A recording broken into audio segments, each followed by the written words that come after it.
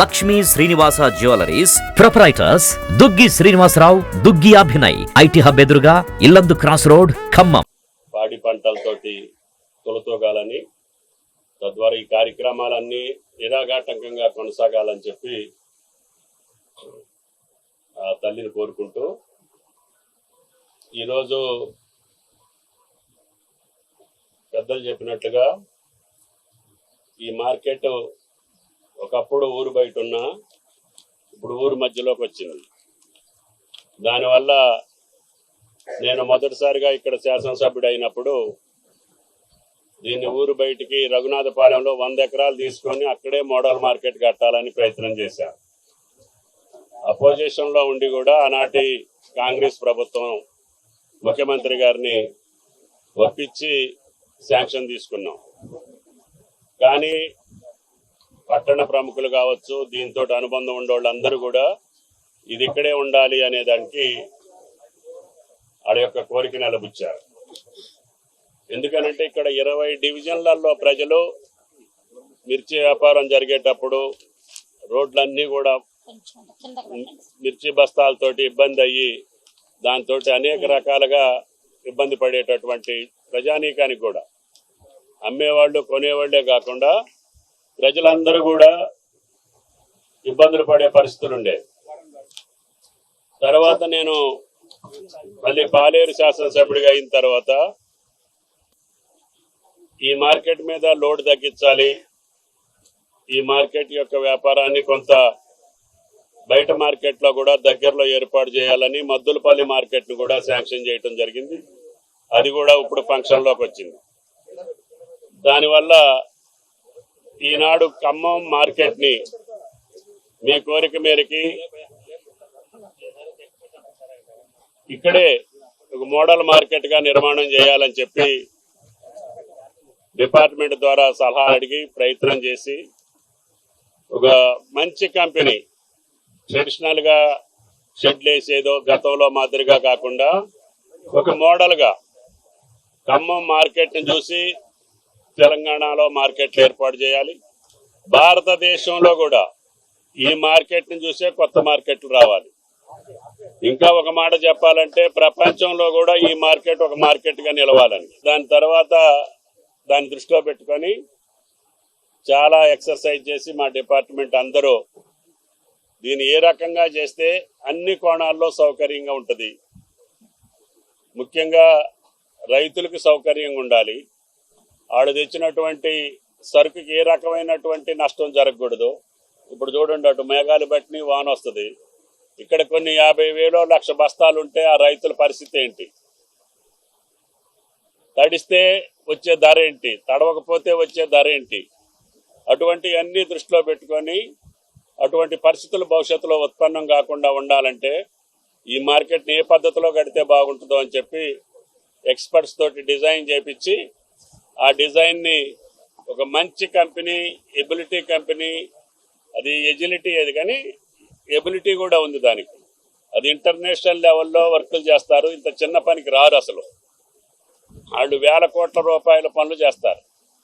ఈ మార్కెటింగ్ దాంట్లో కావాలని చెప్పి అది మంచి కంపెనీ అని చెప్పి వాళ్ళని కూడా టెండర్స్ లో పార్టిసిపేట్ చేయమని చెప్పి రీజనబుల్ గా దానికి ఆ కంపెనీకి ఇవ్వటం జరిగింది. వాళ్ళు అనుకున్న ప్రకారంగా పనులు మొదలు పెట్టారు. మనకి ఈ రోజున ఇదంతా కూడా ఎరెక్షన్ స్టేజే ఉంది, మొత్తం ఫౌండేషన్స్ అన్ని అయిపోయినాయి.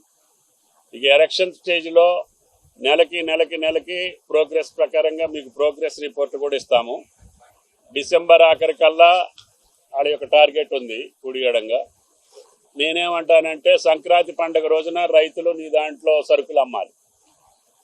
సంక్రాంతి అంటే రైతుల పండుగ. ఆ రైతు పండుగ రోజున ఎట్టి పరిస్థితుల్లో ఇదే మార్కెట్లో మళ్ళీ వ్యాపారాలు జరగాలి, రైతులు సుఖ సంతోషాలతో ఉండాలి, వాళ్ళకు కావాల్సిన ఫెసిలిటీస్ అన్ని క్రియేట్ చేయమని చెప్తున్నా. అదేవిధంగా దుద్దుకూరు గారు కూడా చెప్తున్నారు, మాకు కూడా కొనుక్కునే వాళ్ళకు కూడా సౌకర్యం ఉండాలని ఏర్పాటు చేస్తాం. కానీ మీ కంట్రిబ్యూషన్ ఏంటో చెప్పండి, మీరు ఎంత ఇవ్వగలుగుతారో అన్ని డబ్బులు మేము ఇస్తాం. మీరు 10 లక్షలు ఇస్తే మేము 10 లక్షలు ఇస్తా, మీరు 50 లక్షలు ఇస్తే నేను 50 లక్షలు ఇస్తా. కాబట్టి దయచేసి మీకు కూడా సౌకర్యం ఉండాలి. బయట నుంచి ఇతర రాష్ట్రాల నుంచో ఇతర దేశాల నుంచో మన సరుకును కొనడానికి వస్తే వాళ్ళకు కూడా ఫెసిలిటీస్ క్రియేట్ చేయాలి. ఒకదాన్ని షెడ్ మీదనే పైన ఈ ఎసులుబాటు ఉండేటట్టుగా ట్రాన్సాక్షన్ షెడ్ అని, వ్యాపార లావాదేవీలు కూడా ఇక్కడే జరగాలి. ఎక్కడో కొట్లో కూర్చొని మాట్లాడుకోవటం కాదు. వాళ్ళు వీళ్ళు అక్రాస్ ది టేబుల్ రేట్లు ఫైనల్ చేసుకొని ఎక్స్పోర్ట్ ఇంపోర్ట్స్ కూడా ఇక్కడి నుంచే జరగాలి, వ్యాపారం కూడా. కాబట్టి అన్నిటిని కూడా మీకు 155.3 కోట్లకి మీకు అన్నిటి కూడా డీటెయిల్స్ ఇస్తాను, దేనికి ఏం చేస్తున్నాం అనేది. కాబట్టి దయచేసి ఈ మార్కెట్ మీరు బొమ్మ చూశారు, బొమ్మ కంటే బాగుండాలి. అందుకనే అధికారులు కూడా ఎప్పటికప్పుడు జరిగే పనుల మీద పర్యవేక్షణ పెట్టుకోవాలి. ఎక్కడో కూడా భవిష్యత్తులో మళ్ళీ ఇంత వర్షం వచ్చింది, ఇక్కడ నీళ్లు నిలిచినాయి, ఇక్కడ డ్రైన్ వచ్చింది, అక్కడ అది అటువంటిది అనేది ఈ మార్కెట్లో ఉండటానికి లేదు.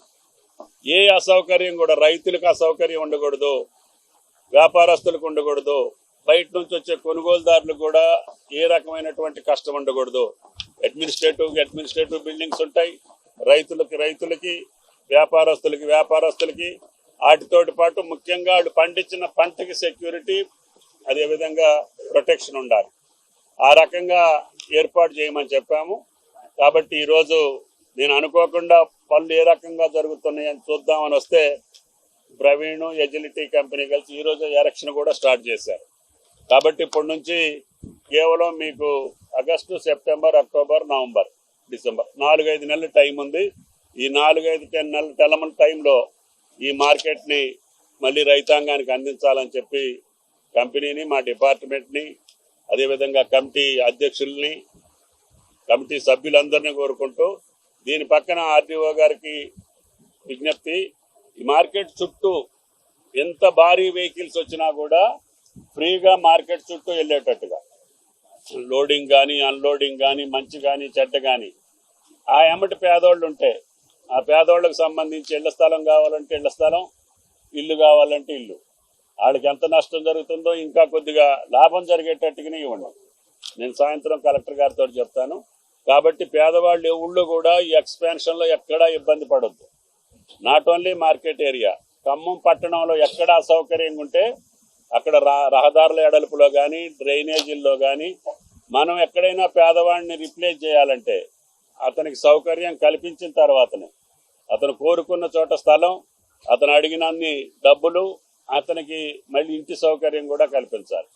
కాబట్టి దయచేసి ఆ ప్యాకేజీ పెట్టుకొని మీరు తప్పకుండా ఈ మార్కెట్ చుట్టూ ఒక సుందరమైనటువంటి వాతావరణం, ఆరోగ్యకరమైనటువంటి వాతావరణం, గతంలో ఉండేటటువంటి ఇబ్బందులన్నింటినీ చుట్టుపక్కల ఉన్న ప్రజలకు కూడా ఆ గొట్టు కానీ మంచి కానీ చెడ్డ కానీ రావట్లేదు.